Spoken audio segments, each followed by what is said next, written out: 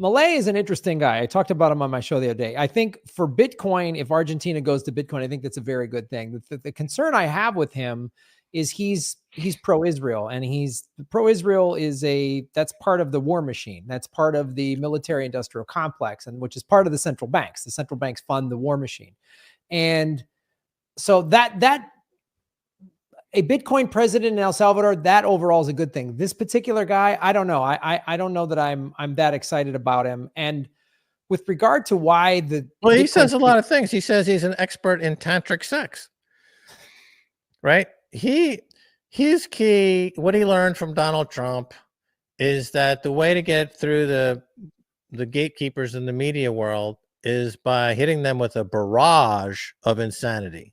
Right. And he says things that are clearly insane, but they're also within that context. He's saying some truths about the economy, which is what I focus on. And because he's got like 2 or 3 advanced degrees in economics, and he worked at very high levels as an economic advisor. He comes from the Hayek school of Austrian economics, and he's incredibly articulate on the subject, and he knows what he's talking about. Everything else that's not related to the economics and looking at Bitcoin, I ignore, because I don't think it's going to be relevant. You know, I have said that you don't change Bitcoin, Bitcoin changes you, right? So it has this ability to change people once they start thinking about it, once they start using it. And I think that'll be the case in Argentina. The only risk that I see is that the shitcoiners show up like Coinbase and Brian Armstrong and these others, Jeremy Allaire at Circle.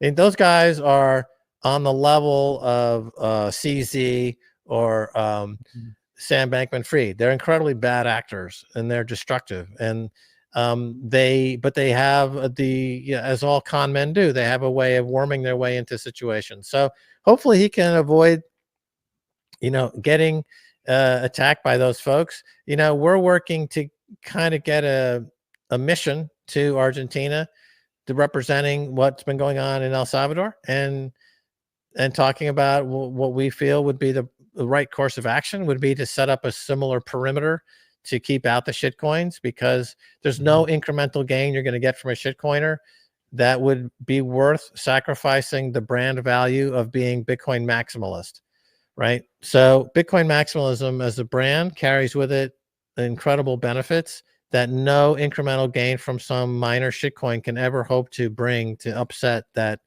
equation. And so we're hoping to make that voyage, hopefully soon.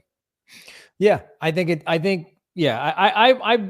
thing where I study history a lot. And so the economic depression of the 30s brought about a lot of right-wing populism because the liberals did nothing and they allowed this crap to happen. So I worry about right-wing populism going into the fascism of like Mussolini and whatnot. And because the liberals are doing nothing, the Democrats, it's like Chris Hedges' book. There's right-wing populism, and fascism, which is the merging of corporations with the state. And but that's not the part of the right wing I'm talking about. I'm talking about the Ron Pauls of the world and others who have spoken about the central bank, and ultimately that would extend to the benefits of decentralization. Fascists would not be for decentralization, right? They're for a centralized power. And Bitcoin is decentralized money. It would be anti-fascist. It would be anti-right-wing extremism. It's anti-authoritarianism. It's a joke when people in the mainstream press refer to President Bukele as an authoritarian in some way or a dictator in some way. No dictator would make Bitcoin legal tender and allow 6.5 million of the population to become individually sovereign with unconfiscatable money. That would be the complete opposite of a dictator. This is a liberator. This is somebody who wants the people to express their best selves, in a way that helps the community and creates a feedback loop that's positive. So, I think there needs to be a little bit of nuance, when you're using, the broad strokes of right, left, liberals and conservatives.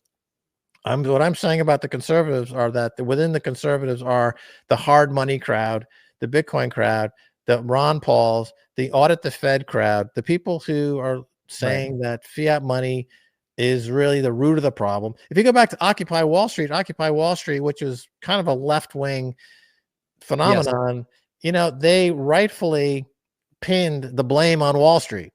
Okay. I mean, because that's the root of all of the problems is the money printing. But the extension of that, the way to take it deeper is to look at what drives Wall Street, and that is the dollar and fiat money.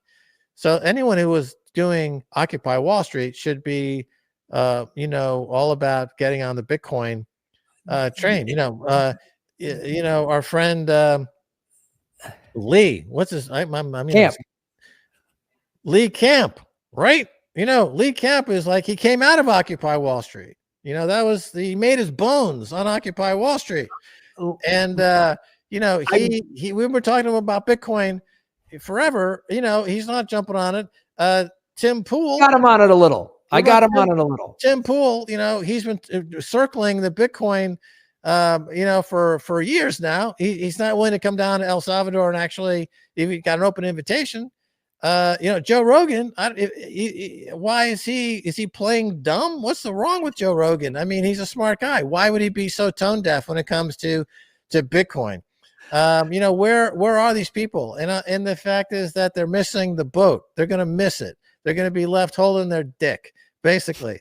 Not to put too fine a point on it, but they're going to be out there, nothing. They got nothing, and it's all the party's moving to El Salvador. That's where the party is. It's got Bitcoin. It's got the beach. It's got volcanoes. It's got Max and Stacy. It's got President Bukele. It's got the Miss Universe contest. It's got pupusas, 3 for $1. You can live, you can feed yourself and your family for 50 cents. I'm coming down in February. Like, I'm making the move. So